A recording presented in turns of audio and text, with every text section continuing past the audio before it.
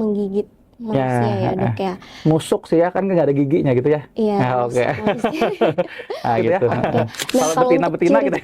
Sudah, kalau perempuan takut kita terik matahari. Nggak Nah pakai ini, sunscreen. nah nyamuk ini juga gitu tuh. pengetahuan baru ya dok. Jadi ternyata yang Gitu. supaya kita Jadi hati-hati demam berdarah. Dewasa aja bisa ngedrop nih, apalagi yang pada anak, terutama bayi balita sama pada geriatri di atas 60 tahun. Itu yang harus lebih. Hai. Assalamualaikum warahmatullahi wabarakatuh.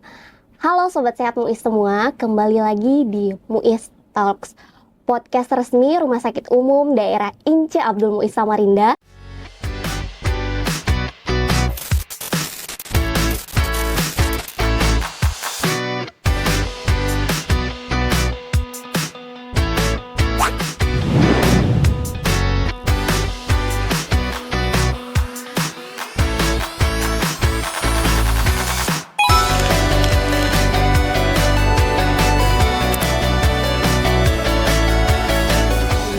Yang akan membahas seputar kesehatan, edukasi, dan pelayanan untuk masyarakat. Tentunya bersama saya, Juju.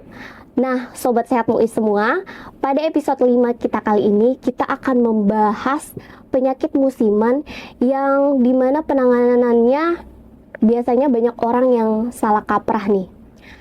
Tentunya saya nggak sendirian karena kita sudah menghadirkan tamu atau pakarnya langsung. Sudah hadir di sebelah saya, Dr. Ciptadi Iqbal, spesialis penyakit dalam. Halo dok, Halo, apa kabar? Alhamdulillah baik hari ini ya. Oke. Dok, mungkin sebelum kita membahas lebih jauh ke dalam topik yang akan kita bahas pada hari ini, boleh dok menyapa Sobat Sehat Muis dulu di rumah, terus boleh sedikit menceritakan kesibukannya saat ini apa aja dok? Oke, saya dokter penyakit dalam di Rumah Sakit Muis Samarinda. Sebenarnya untuk kerja di sini dari tahun 2014. Jadi dokter umum sudah langsung ditempatkan di IGD. Alhamdulillah waktu itu kan penerimaan PNS ya, ASN gitu ya.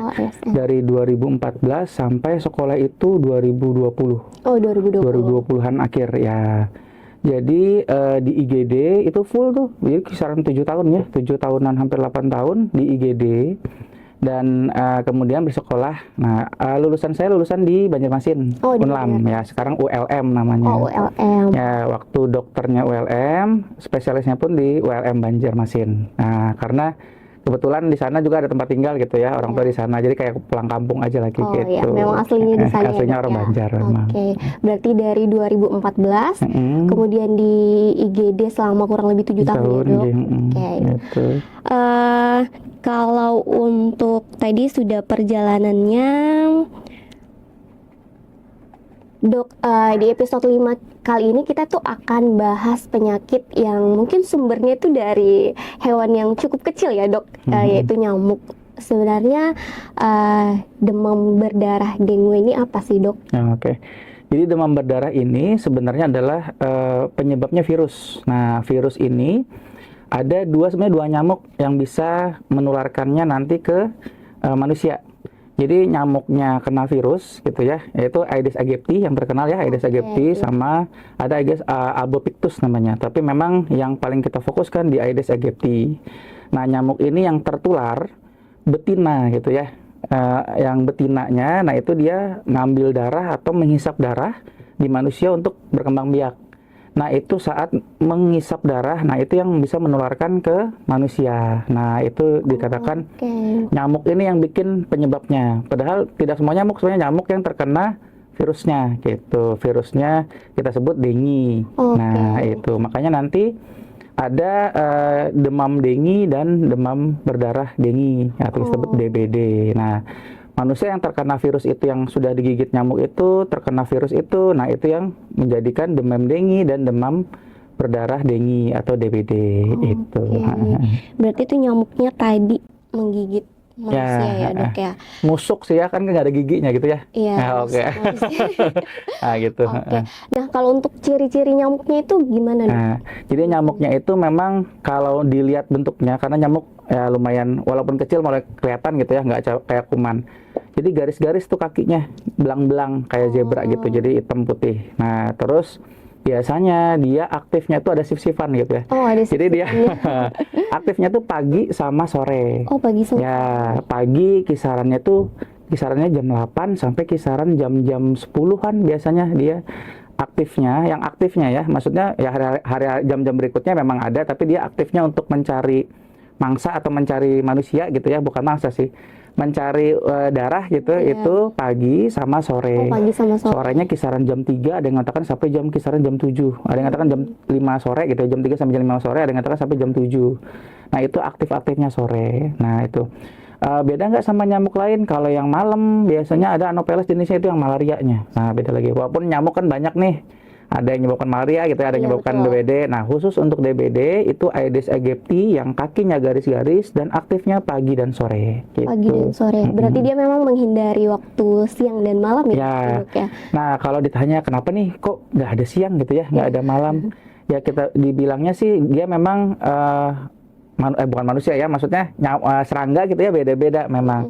Dia nggak begitu tahan terik matahari gitu ya. Oh. Namanya, dan itu kan betina ya, mungkin gitu juga ya terik matahari gitu ya. Kalau betina-betina gitu ya. Sudah, kalau perempuan takut gitu terik matahari. Nggak Nah, pakai ini sunscreen. nyamuk juga gitu tuh. Nah, nyamuk jadi aktifnya pagi sama sore. Itu suhu-suhunya yang cocok untuk aktivitas pada nyamuknya gitu. Biasanya nyamuknya itu di mana? Dia lebih senang. Nah, nyamuknya itu seringnya dia bertelurnya gitu ya. Kalau senangnya itu memang, nah kalau di tempat-tempat kita tuh hati-hati, baju yang digantung, kemudian tanaman-tanaman rimbun yang ada air-airnya. Nah, itu tuh tempat bersarangnya. Tapi yang untuk bertelur itu air yang bersih. Nah, itu. Jadi justru genangan-genangan air tapi airnya bersih. Nah, itu yang dia suka. Makanya mungkin dulu pernah lihat ya ada yang heboh, kok ada di galon gitu, galon minum kok tiba-tiba ada nyamuknya. Nah, itu hati-hati, itu jangan-jangan memang Aedes karena dia suka di air yang bersih untuk bertelur gitu. Makanya harus hati-hati pada bulan-bulan. Nah, untuk yang kita hati-hati kan karena genangan air itu biasanya musim hujan gitu ya. Iya. Nggak sengaja kita ada kaleng kosong tergeletak segala macam, ketetesan air, dan itu air hujan kan cenderung bersih gitu. Nah, hati-hati. Jadi bulan-bulan hujan berarti. Kita dulu zaman SD itu, kalau masih ingat ya, nggak tahu ya SD yang lain ya. Biasanya kita yang ada R-nya itu hujan gitu. Oke. Jadi misalnya nih kita bulan April. Nah, jadi Mei, April, Maret. Maret, April, Mei. Jadi mulai April, Mei, Januari, Februari, Maret, April, Mei udah enggak gitu. Sampai ke arah September, Oktober mulai lagi. Jadi Oktober, November, Desember, Januari, Februari, Maret, April. Nah, itu tuh musim-musim hujan. Walaupun ya kalau dibilang kadang-kadang loh kok Agustus ada hujan juga ya ada, tapi musimnya atau lebih banyaknya terutama di Indonesia ya bulan-bulan itu yang ada R-nya katanya Iya, gitu. betul. Nah, itu. Oh, ini pengetahuan baru ya, Dok. Jadi ternyata yang Gitu. supaya kita lebih mudah menghafal. Tapi jangan gini, musim hujan belum tentu misalnya demam berdarah, oh musim hujan doang, musim kemarau enggak, tetap ada resikonya, tapi lebih banyak ya saat musim hujan. Kalau musim kemarau tuh paling banyak biasanya diare gitu, karena airnya sedikit, kumannya makin banyak, gampang kena gitu. Biasanya kita kayak gitu sih, musim kemarau diare banyak, musim hujan demam berdarah banyak gitu. Oke, berarti itu ya tadi Dok, nyamuknya dia sukanya keluar pagi dan sore, terus dia suka di tempat yang bersih gitu ya Dok ya. Oke. Nah, kalau untuk gejala khasnya sendiri untuk DBD ini apa Dok? Kan biasanya demam dulu kan. Demam itu kan juga banyak jenisnya. Gitu. Kalau untuk demam berdarah, biasanya kita kan keluhan pasien itu demam dulu gitu ya. Demamnya itu nanti ada fasenya. Kalau demamnya khas virus itu memang agak tinggi, 1-2 hari pertama, hari kedua, hari ketiga gitu. Nah, hari keempat sampai 4, 5, 6, 3 hari itu biasanya langsung turun. Dan turunnya dingin, tapi kadang menggigil dan gak enak badan.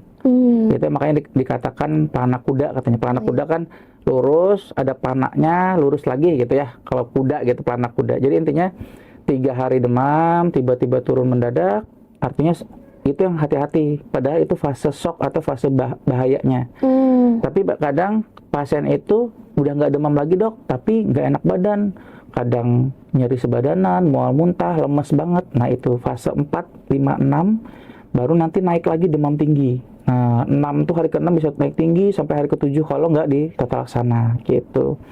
Jadi memang apa namanya kewaspadaan hari ketiga, keempat itu kadang-kadang kalau memang tetangga misalnya ada yang kena demam berdarah atau tiba-tiba lingkungan ada yang di fogging gitu Iya, ya. fogging. Nah itu kalau tiba-tiba demam juga saran hari ketiga, hari keempat ke dokter untuk cek darah gitu. Oke. Itu salah satunya demam. Kemudian yang kedua, kalau demam berdarah itu kalau awal yang ringan memang kita sebut nanti dibedain demam dengi sama demam berdarah dengi gitu, atau kita sebut DHF. Nah itu bedanya ada tanda perdarahan. Sebenarnya bukan tanda perdarahan sih, kita nyebutnya plasma leakage atau plasma yang keluar. Jadi tanda-tanda perdarahan itu kayak misalnya mimisan gitu ya, terus gusi berdarah, ya khasnya itu yang bintik merah di badan gitu. Ada dulu kasus walaupun anak ya, merahnya sampai kaki banyak gitu, istilah kita erysipelas gitu, padahal memang karena demam berdarah, jadi ada perdarahan. Dan yang kadang kita nggak aware adanya perdarahan itu haid pada perempuan. Nah jadi kadang itu nggak ada perdarahan, ada nggak misalnya gusi berdarah gitu-gitu, nggak ada, kulit juga aman, tapi haidnya kok memanjang. Nah itu tuh hati-hati, itu salah satu tanda perdarahan juga yang kadang kita nggak aware gitu. Nah itu ya, jadi ada demam 3 hari 4 hari, kemudian tiba-tiba ada tanda perdarahan gitu ya, lingkungan ada yang fogging atau ada yang kena demam berdarah juga, misalnya tetangga dirawat gitu. Nah itu sudah mulai aware tuh adanya ke arah demam berdarah. Nah untuk satu lagi tambahan mungkin, untuk nyamuk Aedes aegypti ini sebenarnya dia bisa nyamuknya sendiri ya, bisa kena virusnya tuh paling sering 2 jenis, satu demam berdarah Aedes aegypti gitu, virus dengue, satu lagi cikungunya. Cikungunya. Iya, namun cikungunya ini lebih ringan memang, jadi kadang demam tapi nyeri-nyeri sendi hilang sendiri bisa. Obatnya minum air putih, walaupun kalau misalnya parah banget ya, misalnya pada bayi atau pada orang dewasa gitu ya, orang tua itu di atas 60 tahun gitu, senior gitu ya, geriatri, itu kondisinya kadang lebih turun gitu. Nah itu pada pasien-pasien cikungunya dan demam berdarah juga gitu. Jadi hati-hati, demam berdarah dewasa aja bisa ngedrop nih, apalagi yang pada anak, terutama bayi balita sama pada geriatri di atas 60 tahun. Itu yang harus lebih waspada lagi. Ya. Oke. Itu tadi berarti kalau untuk misal suhu demamnya itu, kalau demam berdarah itu apakah dia tinggi banget kah dok, atau dia gimana mirip gitu ya? Yang lain aja juga? Jadi kalau untuk demam sendiri memang kadang kan kita kalau ke badan sendiri atau ke teman gitu ya, panas gitu, pakai tangan gitu ya, atau pakai kira-kira. Nah sebenarnya enaknya diukur suhunya gitu, di atas 37,5. Untuk khasnya memang ini karena virus biasanya demamnya memang tinggi gitu, 38, 39 memang demamnya tinggi. Beda sama infeksi bakteri, contohnya tipes misalnya, Salmonella typhi. Nah tipes itu demamnya nggak terlalu tinggi, tapi nanti sore malam tuh khasnya ya, sore malam tuh naik gitu sampai tinggi, tapi dia suhu rata-ratanya tuh nggak terlalu tinggi, 37,6, 37, 38 kayak gitu. Kalau ini biasanya 38, 38,5, 39 gitu yang tinggi. Dan berlangsung selama 3 hari. Nah 1-3 hari. Tapi memang kadang kita blur, artinya gejala itu tidak khas karena kadang kan kita kalau demam minum obat tuh, contoh paracetamol misalnya. Nah itu yang bikin nggak terlalu demam lagi, kadang turun naik dok. Nah tapi turun naiknya dengan apa gitu.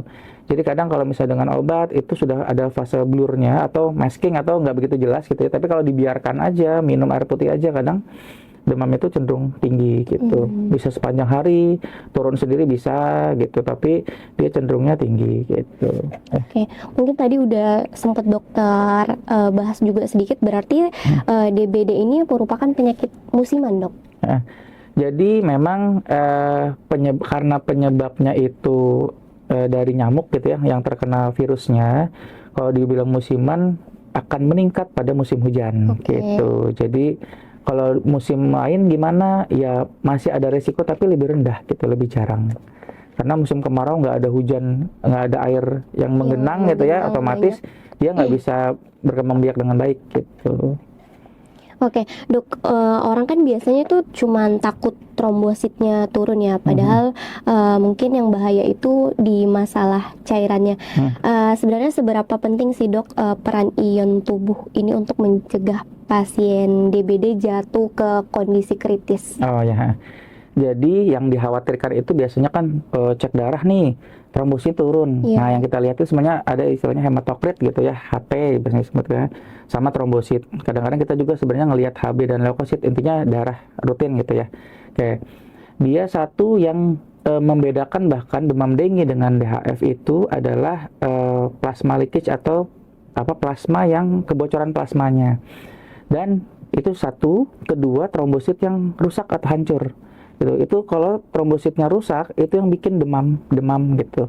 Nah, trombosit habis atau turun banget sampai ke arah cairannya habis, makanya bisa mendadak dingin di hari ketiga, hari keempat gitu ya. Itu yang turun. Nah, kalau tujuannya untuk ion, balik lagi ke ion tadi untuk cairan gitu ya. Memang utamanya terapi demam berdarah itu bukan karena virus nih, kita kasih antivirus gitu, kayak cacar gitu ya, itu bukan. Jadi obat utamanya adalah plasma leakage-nya atau plasma itu gini, gampangannya kayak gini aja yang enaknya mie ayam gitu atau bakso atau sup gitu. Anggapnya mie ayam deh ya, kayak mie ayam. Mie ayam gitu. Nah, mie dan ayamnya itu sel darah yang padatnya kayak eritrosit, leukosit. Nah, kuahnya itu plasmanya. Nah, yang bocor itu kuahnya itu tiba-tiba ngerembes. Nah, ngerembesnya kemana? Ngerembesnya bisa ke perut jadi cairan asites kita sebut. Di paru ada namanya pleura, bisa keluar jadi cairan di situ gitu. Nah, yang bahayanya di situ.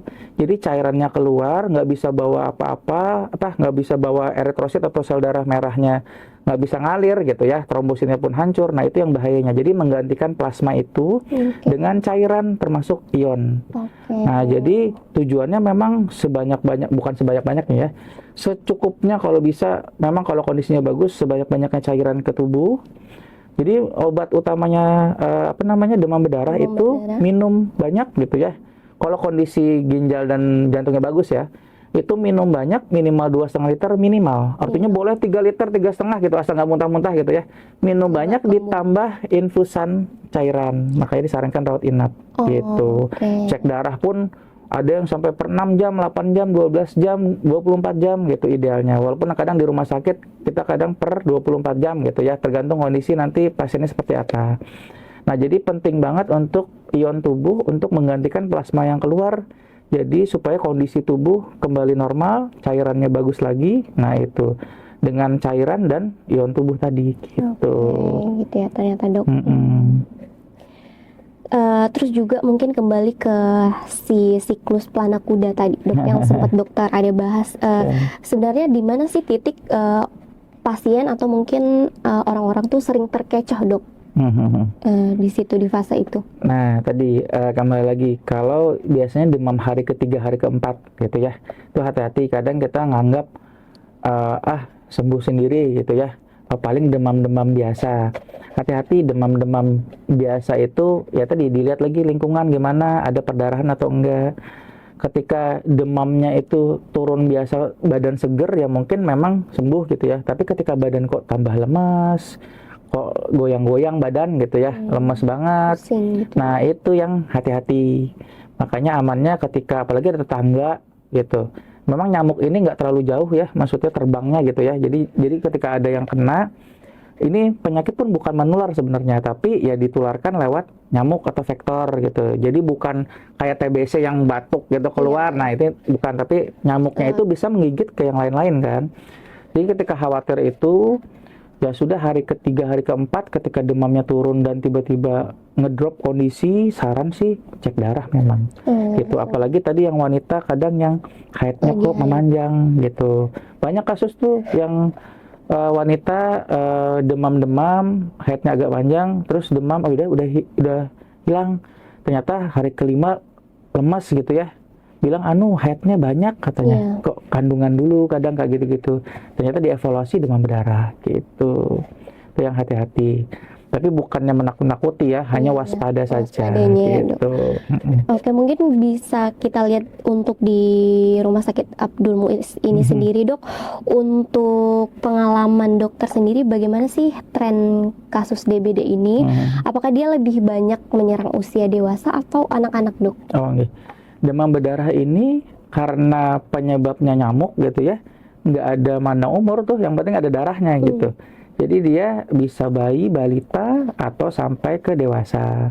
Tapi ya satu lagi, usia nggak ngaruhin, dia mengaruhnya tempat tinggal tadi. Tempat tinggal. Ya, yang kita daerah tropis nih, kemudian banyak curah hujannya gitu ya. Nah, hati-hati yang tadi kan ada istilahnya 3M ya. Iya. Nah, itu ya 3M plus sekarang. Oke, jadi membersihkan, mengubur gitu ya, menutup gitu ya. Sama ditambahkan yang bubuk abate gitu ya untuk atau fogging gitu. Jadi sebenarnya kalau untuk di MUI sendiri itu pas musim-musim hujan. Untuk sekarang sih udah mulai agak-agak turun ya.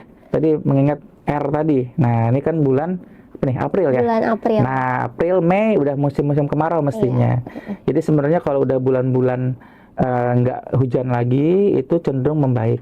Tapi sebenarnya yang utamanya bukan nyalahkan hujannya, tapi kebersihan lingkungannya gitu ya. Oke.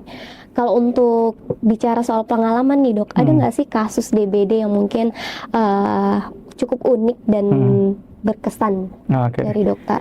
Jadi kalau kasus DBD kebanyakan sih kita, bahkan tenaga kesehatan pun terkecoh nih, kita terlalu fokus dengan DBD-nya malah gitu ya. Untuk kasus DBD sendiri kayak tadi pasien-pasien yang objin, masuk ke objin dulu karena perdarahan panjang, nggak ada demam karena demamnya udah lewat dianggapnya. Ternyata masuk ke objin, dicekkan trombosit turun, kita cekkan lainnya IgM gitu ya. Itu ternyata positif dan ke arah memang demam berdarah. Itu satu ya. Kemudian ada juga yang merah-merah sampai ke kaki gitu ya, demam berdarahnya. Nah, untuk kasus-kasus yang baru-baru ini sih ada beberapa kasus yang ternyata bukan demam berdarah atau istilahnya kita differential diagnosis atau penyebab lainnya gitu ya. Pasien yang curiga kita kan awalnya ada demam tapi ada batuknya juga, trombosit turun. Kita tuh selalu fokus dengan trombosit yang turun. Tidak selalu trombosit turun itu karena demam berdarah gitu, ingatkan. Karena bisa karena proses infeksi yang berat, contoh sepsis gitu ya. Kemudian ada istilahnya autoimun atau penyakit alergi yang nyerang diri sendiri, namanya autoimun. Nah, istilah penyakitnya ITP, idiopathic thrombocytopenia purpura. Jadi ada purpura juga, ada merah-merah di badan dengan trombosit turun, tapi jarang ada demamnya dan nggak khas. Demamnya kan kalau ini kan demam turun demamnya. Nah, kalau ITP itu enggak sih kadang gitu. Tapi trombositnya turun banget kadang, bisa 8.000 gitu ya. Nah, normalnya kan 150.000 sampai 450.000. Nah, itu sih kasus-kasusnya. Jadi yang infeksi berat, kemudian autoimun, yang disangka DBD ternyata bukan gitu. Dan kasus-kasus yang dikira bukan DBD ternyata DBD. Ya, kebalikan gitu. Jadi memang satu sebenarnya pencegahan dulu utamanya ya, bukan ngobatin ya. Utamakan pencegahan, dan bila ada demam mulai aware tuh ke arah sana atau enggak gitu. Oke, sangat menarik ya, Dok. Dan ternyata DBD ini nggak sesederhana yang kita bayangkan gitu. Nah, mungkin Sobat Sehat Muiz di rumah nih akan banyak menanyakan lagi.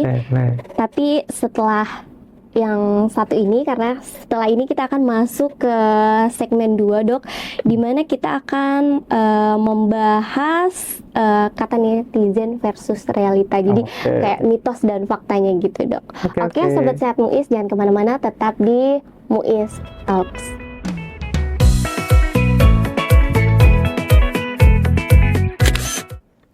Oke, halo Sobat Sehat Muiz, kembali lagi di Muiz Talks pada segmen 2. Nah, di segmen 2 kali ini kita akan membandingkan kata publik alias mitos yang beredar nih dengan realita medis yang ada di Rumah Sakit Umum Daerah Inci Abdul Muiz. Nah, jadi Dok, kita akan fokus meluruskan hoax atau mitos yang beredar dengan fakta yang ada di rumah sakit gitu, Dok. Nah, mungkin untuk yang pertama dari netizen, Dok, seperti ini. Dok, kalau kena DBD, minum obat herbal, apakah sudah cukup untuk menekan trombosit? Oh ya. Nah, kalau dibilang apakah sudah cukup gitu ya, oke. Tata laksana DBD itu memang cairan sebenarnya dengan apa tandanya itu peningkatan trombosit perbaikannya. Jadi tujuannya apakah tujuannya naikin trombosit gitu ya? Bukan, tapi menggantikan cairan. Oke. Oke, jadi bukan dengan tandanya atau salah satu marker atau ya penanda lah ya trombositnya udah mulai naik itu berarti tandanya perbaikan. Kalau dengan obat herbal, apakah bisa? Sebenarnya utamanya balik lagi cairan. Oke, obat herbalnya bentuk apa nih gitu. Kalau kita bilang, kalau saya pribadi sih untuk herbal itu karena herbalnya nggak tahu ya jenis apa kandungannya apa. Iya, betul. Kadang kita nggak bisa tidak melarang dan tidak menganjurkan juga. Jadi netral aja nih. Tapi secara umum cairan harus masuk gitu dengan markernya trombosit naik gitu ya. Oke. Jadi sebenarnya yang banyak itu apa info-info gitu ya, nggak cuma obat herbal gitu, tapi nih saya sebut sari kurma kadang gitu ya, dari kurma segala macam atau jambu biji tuh yang mungkin lumayan sering. Kalau untuk jambu biji sendiri sebenarnya udah ada penelitiannya nih nasional gitu ya di Indonesia sendiri memang ada beberapa yang bilang bisa meningkatkan perbaikan dengan marker trombosit membaik. Oke. Tapi secara umum balik lagi kita fokusnya adalah cairannya, bukan jambu bijinya gitu. Terus untuk sari kurma sendiri memang kalau kondisi pasiennya turun, perlu kalori atau energi yang lebih tinggi, memang sari kurma bisa diberikan. Tapi balik lagi bukan untuk fokus perbaikan kondisi demam berdarahnya, tapi untuk energi aja. Tapi pasien-pasien diabetes mellitus dengan DBD gitu ya, hati-hati gulanya tinggi gitu. Jadi herbal jenis apa dulu? Kalau secara umum atau nggak tahu gitu ya, nah saya nggak bisa ngelarang atau nggak bisa menyarankan gitu. Harus tahu kandungannya apa Harus dulu dilihat nih. dulu ya, dan harus dilihat juga penyakitnya itu apa aja. Ya apa-apa juga penyakit penyertanya kayak tadi diabetes, misalnya tambahin gula lagi ya jangan gitu. Berarti kalau untuk minuman yang mengandung ion gitu dok, apakah direkomendasikan juga? Jadi balik lagi minuman ionnya jenis apa nih? Kalau dan kandungannya apa? Yang penting kan itunya. Kalau tujuannya untuk menggantikan cairan, nah itu yang bagus gitu. Jadi ketika fokusnya pengobatan kan cairan ya, bukan antivirus, bukan nambahin trombosit, bukan apa itu, tapi apa dengan penggantian cairan. Memang ada beberapa kasus misalnya trombositnya yang terlalu turun sampai transfusi, dan transfusi sebenarnya bukan fokus transfusi trombosit ya. Kita kadang transfusi itu nih, mohon maaf nih agak menyingkir sedikit lah gitu. Transfusi sebenarnya kita kadang satu menggantikan plasmanya, ada FFP atau PRC kadang atau sel darah eritrosit yang kita transfusi. Trombosit kita transfusi kalau teori sih di bawah 20.000 dengan perdarahan, ada yang menyebutkan di bawah 10.000 tanpa perdarahan atau di bawah 8.000 tanpa perdarahan. Tanpa perdarahan. Itu yang perlu sampai transfusi trombosit, tapi tidak rutin ditransfusi pada pasien-pasien DBD. Intinya balik lagi cairan. Minuman isotonik gimana? Infus pun itu adalah cairan isotonik gitu. Jadi fokusnya di sana, tinggal kandungannya apa nih yang harus kita cek. Ada yang natriumnya tinggi, pasien-pasien hipertensi gitu ya, agak kita kurangin, atau elektrolitnya ada yang bermasalah nih, kita sesuaikan dengan minuman. Istilah isotonik dan hipertonik nanti istilahnya isotonik berarti yang sesuai dengan sel tubuh gitu. Jadi memang bahkan kita sarankan cairan isotonik memang kayak gitu itu untuk terapi demam berdarah gitu. Itu berarti dilihat lagi kandungannya. Ya, kandungannya. Karena kita tadi membahas cairan, mungkin ini sedikit haus ya dok. Jadi kita sudah ada minuman nih di sini. Boleh dok kita minum dulu sambil jeda sedikit. Silakan dok. Ya biar tidak dehidrasi. Iya, biar tidak dehidrasi. Oh ya, sekalian nih, kalau misalnya dehidrasi itu kita ngelihat termasuk pasien-pasien DBD, kita ngelihat satu dari kondisi biasanya mata cowong, bibir kering gitu ya. Iya, dok. Ya, kulitnya kering. Nah, itu tanda-tanda dehidrasi. Terus lihat kencingnya gimana nih.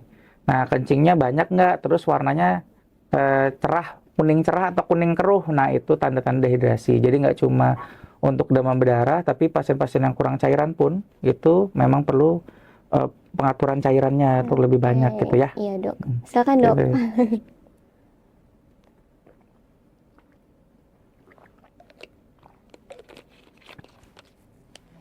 seger ya dok.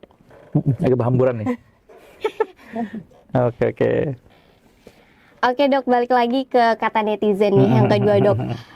DBD itu menular langsung dari manusia ke manusia, misalnya lewat bersin atau sentuhan. Nah, gimana nih Oke, dok tanggapan oke. dokter tentang pernyataan ini? Sebenarnya itu otomatis mitos gitu ya.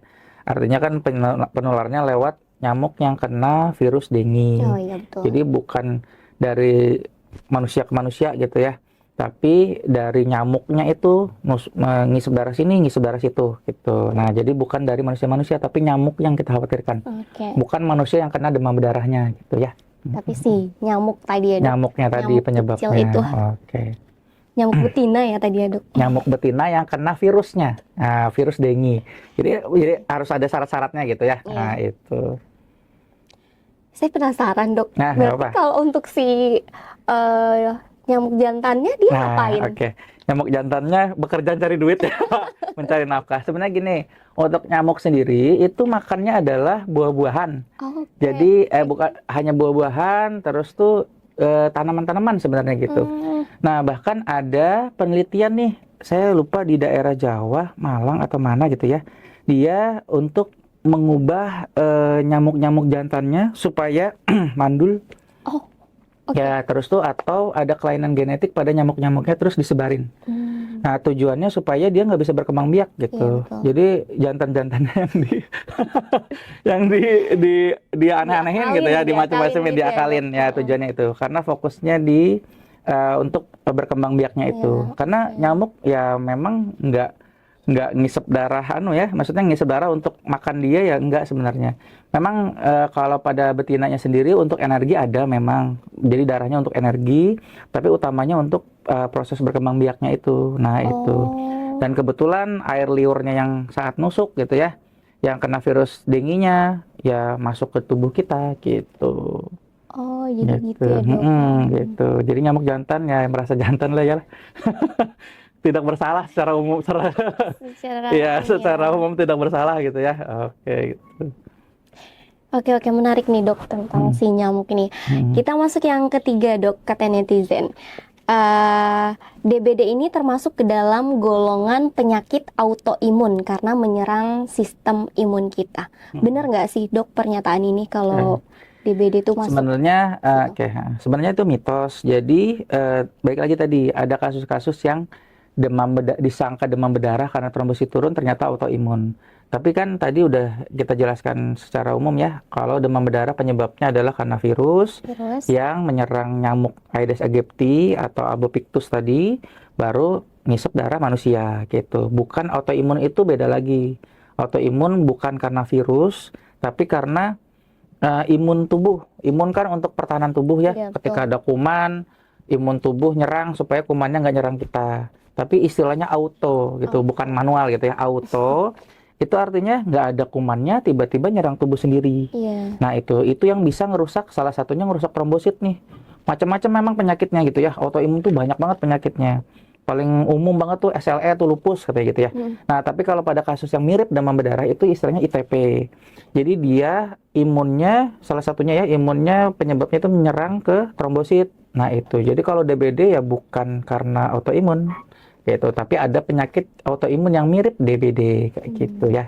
Oke. Jadi memang yang paling benar diperiksakan. Ya udah. Oke. Kalau misalnya bingung-bingung, ya periksa aja lah. Kita juga gini ya.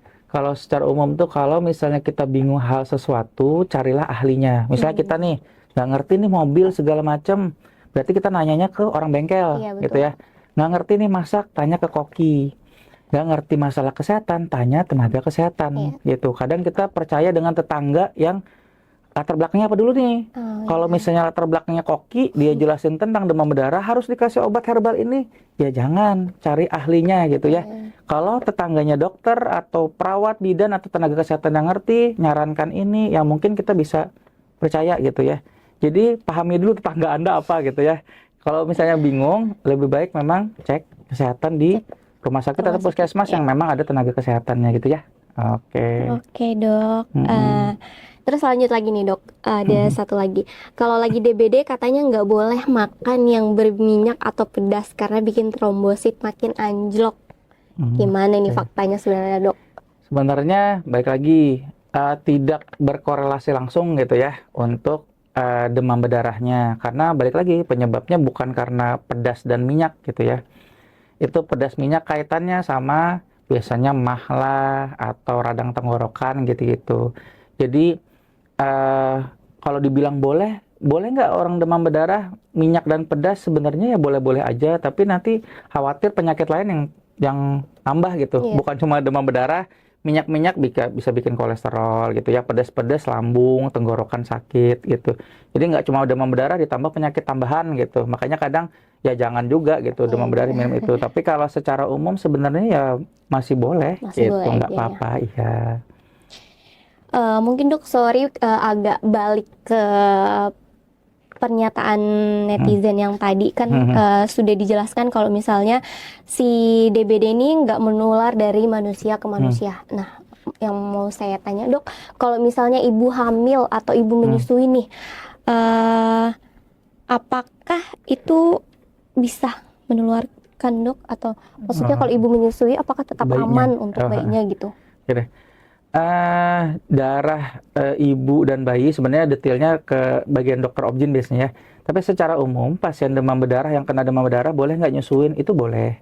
Karena dia jadi hebatnya kuasa Allah gitu, kuasa Tuhan ya. Jadi makanan atau ASI ataupun ibu hamil gitu ya, terutama nih ASI ya pertanyaannya, yang diberikan tuh yang benar-benar berkualitas gitu. Bahkan imunitas yang diperluin sama bayinya itu yang perlu. Jadi pasien-pasien misalnya kena demam berdarah itu boleh nggak nyusuin? Boleh. Kalau bayinya demam berdarah misalnya ibunya nyusuin, malah disarankan nyusuin untuk imunitas tubuh bayinya. Jadi tidak ada larangan pasien ibunya demam berdarah atau bayinya demam berdarah disusuin, itu tidak ada larangan karena tidak bakal menular. Menularnya baik lagi karena nyamuknya itu. Kecuali nyamuknya gigit ibunya, nusuk ya, ngisep ibunya, ngisep bayinya, nah itu iya. Tapi kalau dari ibu ke bayi itu enggak ada, Nggak ada ya apalagi berarti, lewat Dok, ya? ASI gitu ya. Berarti tetap aman aja dan Aman tetap aja. disarankan aja ya Dok? Sarankan aja. Sama ini Dok, kan banyak nih orang awam mungkin masih bingung. Sebenarnya sumbernya sama-sama dari nyamuk dan mungkin banyak yang ketukar Dok. Gimana sih cara paling gampang buat kita bedain gimana sebenarnya gejala malaria dan DBD Dok? Oke. Malaria itu nyamuknya memang nyamuk juga, jenis Anopheles. Biasanya dia malam tadi ya, shift malam itu. Kalau nyamuk Anophelesnya. Jadi untuk gejalanya demamnya itu tergantung jenisnya. Malaria itu ada sampai 5 jenis, bahkan ada beberapa jenis yang lebih banyak ya. Kayak Vivax, Ovala, Falciparum, Malariae gitu ya, sama Knowlesi, dan ada beberapa lagi gitu ya. Tapi secara umum kita yang mengenal 4. Demamnya itu sama-sama demam bikin menggigil, kemudian ada fase nanti ada yang 3 hari demam berhenti, terus nanti demam lagi 3 hari, ada yang 4 hari gitu ya, ada yang 2 hari. Jadi dia berfluktuatif gitu. Kalau demam darah memang cenderung demam turun langsung ngedrop gitu ya. Terus seringnya dia bersemayamnya gitu ya, atau mengenai bagian hati, hepar. Kadang tuh mata jadi agak-agak kuning nih gitu. Terus kalau jenis falciparum bisa bikin kondisi sakit kepala atau dia nyerang ke bagian kepala gitu. Dibilang bahaya, ya sama-sama bahaya sih demam berdarah sama malaria gitu ya, terutama yang falciparumnya itu. Terus satu lagi, malaria itu ada daerah endemis atau yang sering terkena malaria atau wilayahnya gitu ya. Terutama wilayah hutan biasanya. Nah, beda sama demam berdarah yang cenderung kadang di hutan itu kadang daerah kota malah bahkan gitu. Yang tadi ya tergenang airnya yang bersih. Kalau jenis malaria itu yang bepergian ke daerah endemis, saya sebutkan ya salah satunya misalnya Papua gitu yang paling sering banget tuh. Jadi orang-orang yang pernah misalnya pergi ke Papua, pernah balik lagi, atau yang kerja di hutan, balik lagi demam segala macam, nah itu yang perlu diperiksakan. Itu untuk ke arah malarianya. Oh iya, ada kasus kemarin sempat juga kayak gitu. Jadi awal curiga demam berdarah. Jadi intinya sih kalau demam 3 hari tiba-tiba nurun, baiknya memang periksa ke rumah sakit, kita dicekkan darahnya gitu. Nggak bisa kita ngira-ngira ini demam berdarah, malaria, atau penyakit biasa. Ada kasus malaria nih sebenarnya ya. Jadi pasiennya demam juga 3 hari sama trombosit turun juga. Jadi trombosit turun itu normalnya 150.000 gitu paling bawah ya sampai 4,5. Di bawah 150.000 sampai 100 kita masih curiga ke arah demam dengue gitu. Nah di bawah 100.000 itu baru ke arah demam berdarah disertai tadi plasma leakage atau kebocoran plasma. Dia di bawah 100.000 pasiennya. 80.000 atau 70.000 gitu, cenderung turun segala macam, kita curiga karena demam berdarah. Namun saat dicekkan yang lainnya gitu ya, untuk pemeriksaan ada 2 jenis, mungkin agak ke arah tenaga kesehatan ya. Iya, Oke, Dok. hari 1 sampai hari ketiga biasanya kita pakai NS1 namanya, NS1 gitu ya. Hari selanjutnya ada imunoglobulin M dan G untuk anti dengue. Nah dicekkan itu hasilnya negatif, tapi memang demam turun-turun terus, HB turun, kondisinya turun gitu ya. Kayak kita evaluasi ternyata memang pernah bepergian daerah hutan lah, kerjanya di hutan gitu, tapi kebetulan balik lagi gitu ya. Cekan malaria ternyata memang positif, tapi gejalanya itu ada masalah di hatinya gitu ya. Jadi awal banget gitu ya rujukan itu karena mungkin hanya ada pemeriksaan DR aja kan gitu ya, darah lengkap aja, cuma ada HB, leukosit, trombosit gitu. Ngelihat trombositnya turun, demam berdarah kita curiganya gitu. Saat kita di sini di Rumah Sakit Muiz, kita ada lebih detail pemeriksaannya, ternyata memang terdeteksi malaria. Nah gitu. Jadi kalau untuk masyarakat demam 3 hari kondisi menurun, cek darah saja daripada mengira-ngira gitu ya. Ini apa nih? Ini apa? Tadi lagi tanya ke ahlinya gitu ya. Oke. Nah, Dok, mungkin satu lagi. Ini berdasarkan pengalaman saya aja sih, Dok. Oke. Dulu kan kayak punya tetangga kan. Nah, dia tuh awalnya ya memang gejalanya demam gitu. Terus nggak tahu mungkin lambat kah diperiksakan atau gimana. Nah, cuman beberapa hari di rumah sakit anaknya itu meninggal, Dok. Nah, sebenarnya tuh kalau secara umumnya tuh demamnya berapa hari tuh? Nggak tahu. Nggak tahu ya? Nggak tahu sih, Dok. Jadi demam itu sebenarnya bukan suatu penyakit tapi gejala. Anggapannya gejala awal. Hampir semua penyakit ada demamnya gitu. Orang kurang minum pun demam gitu ya. Kayak kadang kita taunya demam meninggal gitu, apalagi anak kecil atau apa segala macam. Jadi sebenarnya dicari tahu penyebab demamnya apa dan penyebabnya karena apa gitu ya. Jadi demam secara umum yang paling ringan banget itu kurang cairan gitu, itu demam. Misalnya pas kita anggap aja kita kayak puasa gitu ya, udah lewat Ramadan, puasa gitu ya, kalau kurang banget nggak sahur, nggak ada minum persiapan segala macam, bahkan misalnya nggak niat, kalau niat tuh biasanya kuat aja gitu ya, kalau nggak niat tiba-tiba karena bulan Ramadan puasa lah gitu, itu tuh udah demam, di time juga bisa demam gitu karena kurang cairan gitu. Kalau misalnya infeksi kan banyak juga nih, kalau demam berdarah kan virus ya. Virus, bakteri, jamur, parasit. Nah, itu bikin demam. Autoimun bisa demam nggak? Bisa juga. Jadi, autoimun yang tadi ada reaksi inflamasi atau peradangan, itu demam juga. Jadi, kita nggak bisa nyimpulkan juga demam meninggal, demam berdarah nih, demamnya baru 2-3 hari, nggak bisa juga nyimpulkan gitu. Harus pemeriksaan lebih lanjut. Nah, gitu. tapi kalau misalnya si nakesnya itu ngasih taunya kalau misalnya si pasien meninggal ini karena DBD, Dok. Nah, sebenarnya titik yang bikin meninggal tuh yang di mana sih, Dok? Jadi bikin bikin meninggal itu karena kurang cairan tadi. Jadi yang bikin satu resiko ya tadi ya, balik lagi resiko pada lebih tinggi. Resiko tuh gini, resiko lebih tinggi pada bayi, balita atau geriatri tadi usia yang 60 tahun ke atas ya. Istilah resiko tuh gini, anggapannya kalau yang dewasa lah, punya motor misalnya, bannya tuh kencang gitu ya dua-duanya gitu. Tapi kalau yang resiko tuh kempes nih satu. Nah, itu resiko. Jadi resikonya lebih tinggi gitu untuk kondisi menurun. Bahayanya sampai meninggal tuh apa? Karena satu nggak tahu penyakitnya apa. Gitu ya. Jadi sudah fase kritis tadi yang hari ke-4, hari ke-6, ada yang mengatakan hari ke-3 sampai ke-6 gitu ya. Fase kritisnya lewat tapi tidak ditangani karena nggak tahu gitu ya. Demam disangka biasa aja, udah fasenya kritis, resikonya tadi ya, apalagi disertai komorbid itu penyakit penyerta.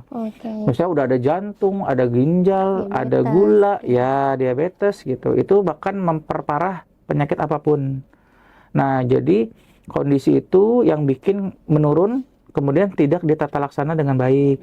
Artinya mungkin, nanti aja lah ke tenaga kesehatan gitu ya.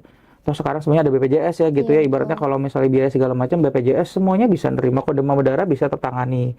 mau di IGD Rumah Sakit Muis, misalnya mau di Puskesmas atau Vaskes yang lain ya. Nah, itu bisa ditangani. Jadi kewaspadaan dan penanganan atau ke ahlinya itu yang mestinya lebih bagus ya, lebih bagus. Jadi ketika kita ada masalah, tanya ke ahlinya nih, gitu. Tetangga ada yang ahlinya, boleh nanya tetangga. Kalau sekitar nggak ada yang ahlinya, artinya nggak ada yang tahu benar tentang kesehatan gitu ya.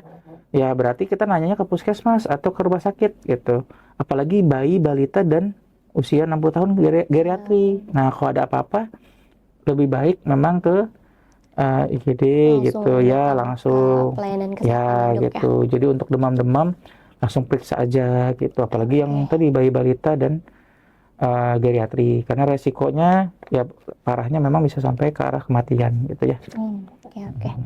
Oke Dok, banyak banget nih pengetahuan baru dan mitos-mitos yang sudah diluruskan oleh Dok Cip. Tentunya Sobat Sehat Muis juga pasti sangat sangat semangat lah ya. Ya, semangat lah ya untuk info-info seputar demam berdarah ini. Oke Dok Cip, setelah ini kita akan masuk ke segmen 3, yaitu netizen bertanya, dokter spesialis penyakit dalam menjawab. Oke Sobat Sehat Muis, jangan kemana-mana, tetap di Muis Talks.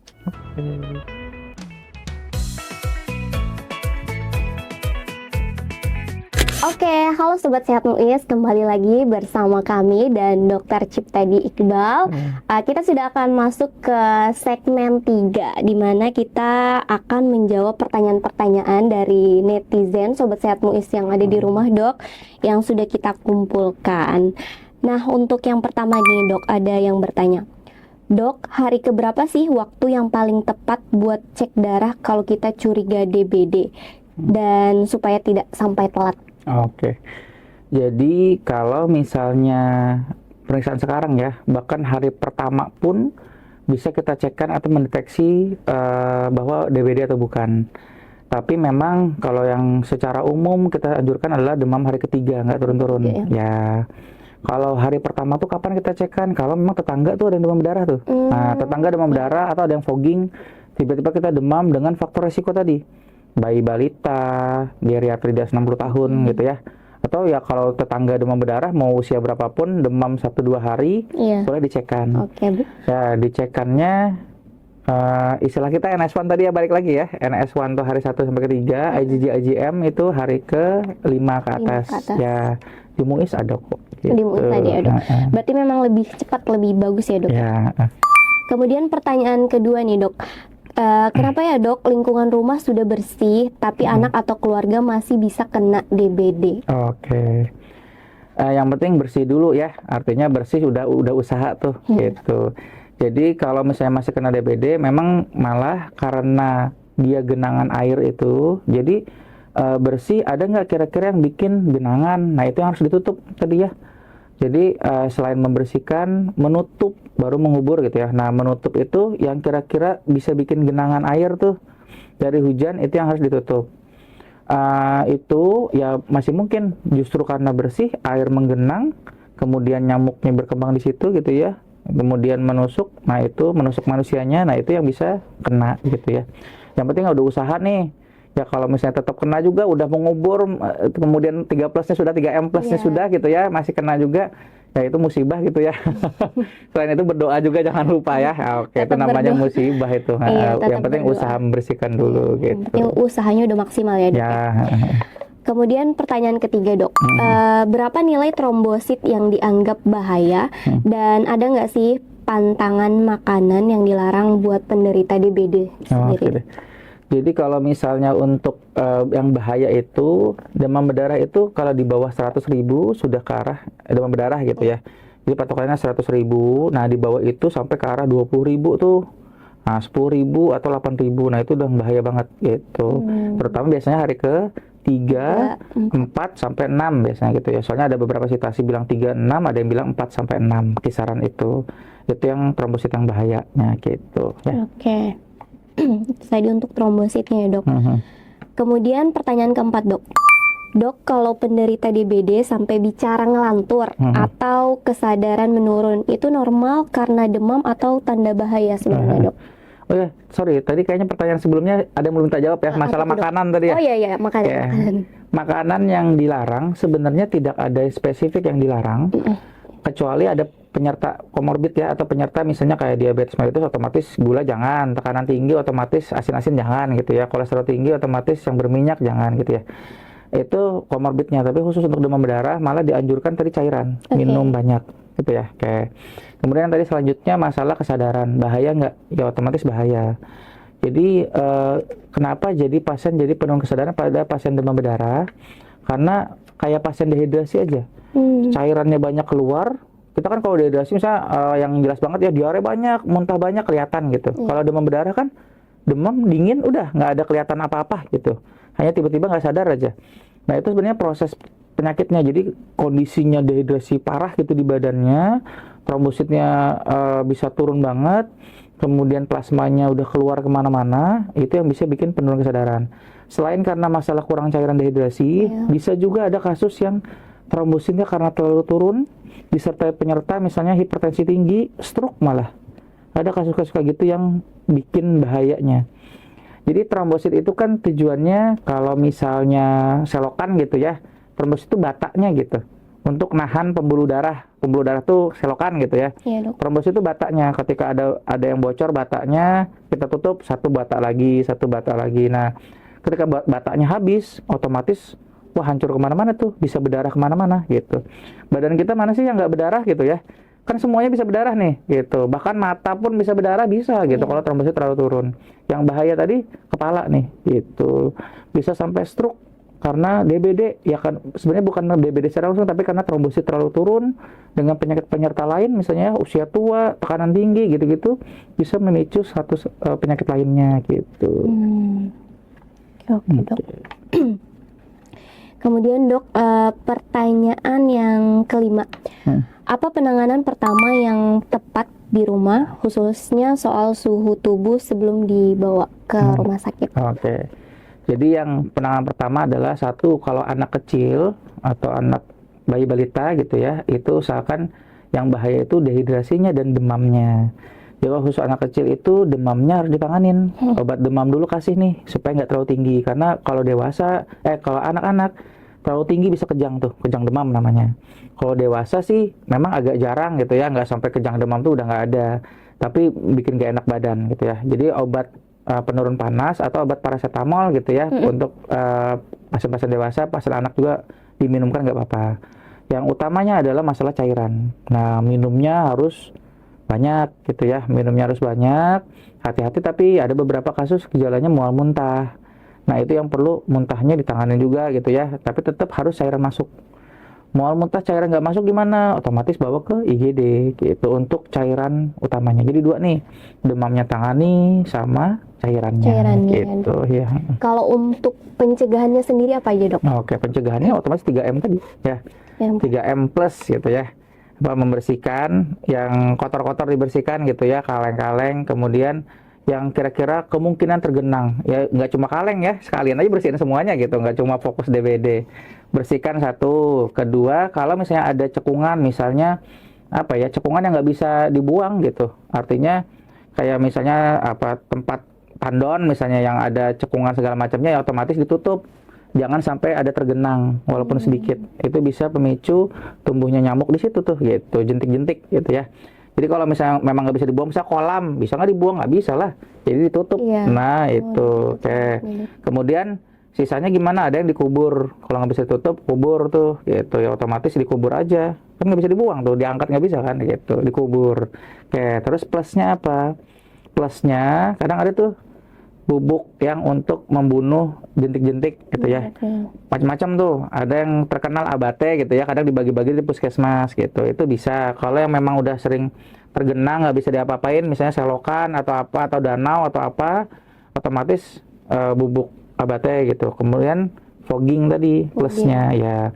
Terus ada juga pencegahan apalagi, lotion boleh, kelambu, orang Banjar tuh kelambu. Jadi kalau tidur tuh ditutup semuanya tuh. Nah, karena nyamuk gitu ya. Nggak cuma, kadang tuh bukan demam berdarahnya, kadang sakit katanya gitu. Karena nyamuk hutan kadang lebih sakit gitu ya, ditusuk gitu, digigit nyamuknya. Jadi kelambu, Kalau enggak lotion sekarang kan Lotion, udah ya banyak ya. ya lotion-lotion untuk pencegah. Oke.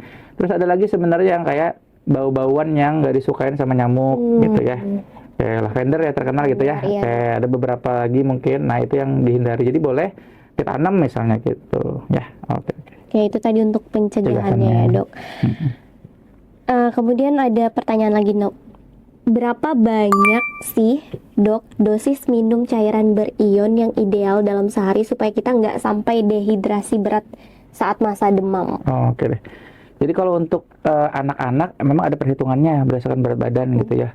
Kalau untuk dewasa, kalau kebutuhan cairan itu kisarannya 25, perempuan 30 cc kali berat badan gitu secara umum.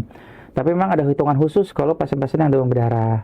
Ada yang 1500, 20 kali berat badan, kurang 20 lagi, ada yang seperti itu hitungannya.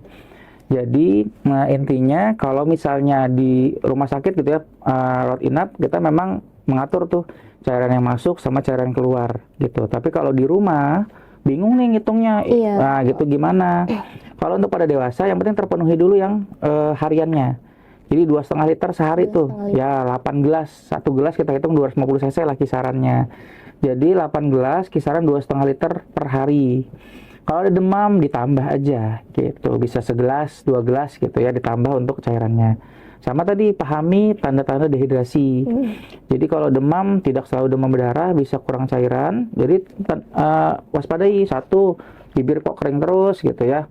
Mata kok kayak ngelihat cowong tuh kayak cekung gitu ya. Terus udah sadar lah jarang minum gitu ya. Nah, ada juga yang kurus atau lemas gitu ya. Biasanya tanggal tua gitu ya, lemas gitu, cekung gitu ya.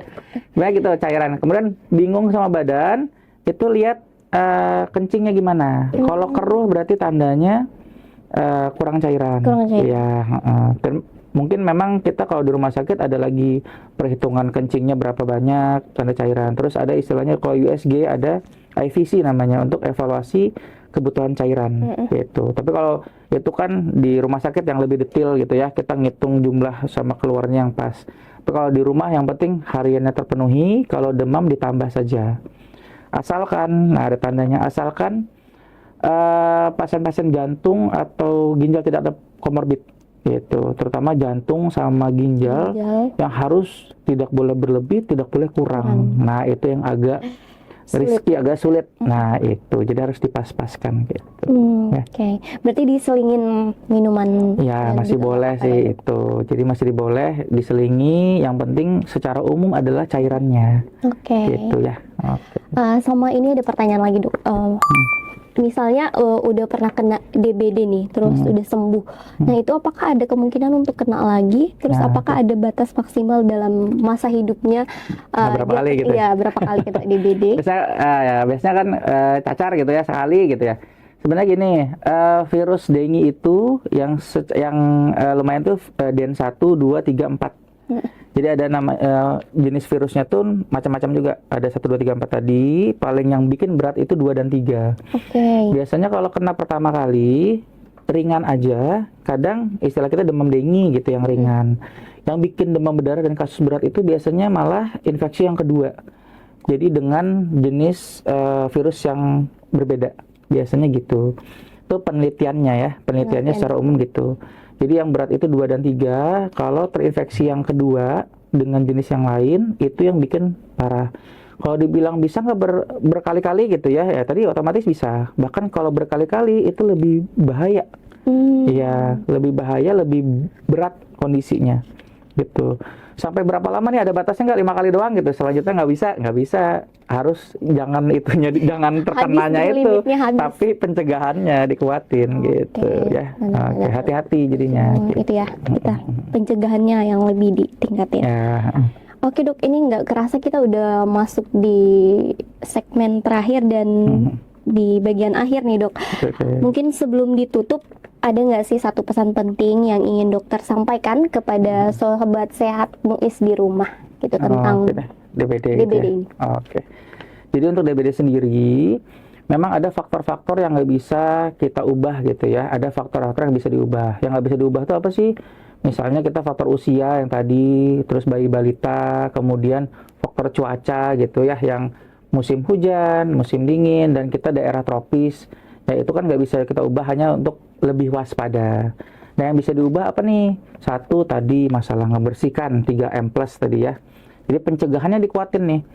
Satu untuk lingkungan luar dan dalam sebenarnya. Untuk luar otomatis tadi membersihkan, menutup gitu ya, mengubur, dan plusnya tadi pencegahannya ya menabur bubuk abate misalnya, terus pakai lotion atau kelambu gitu-gitu.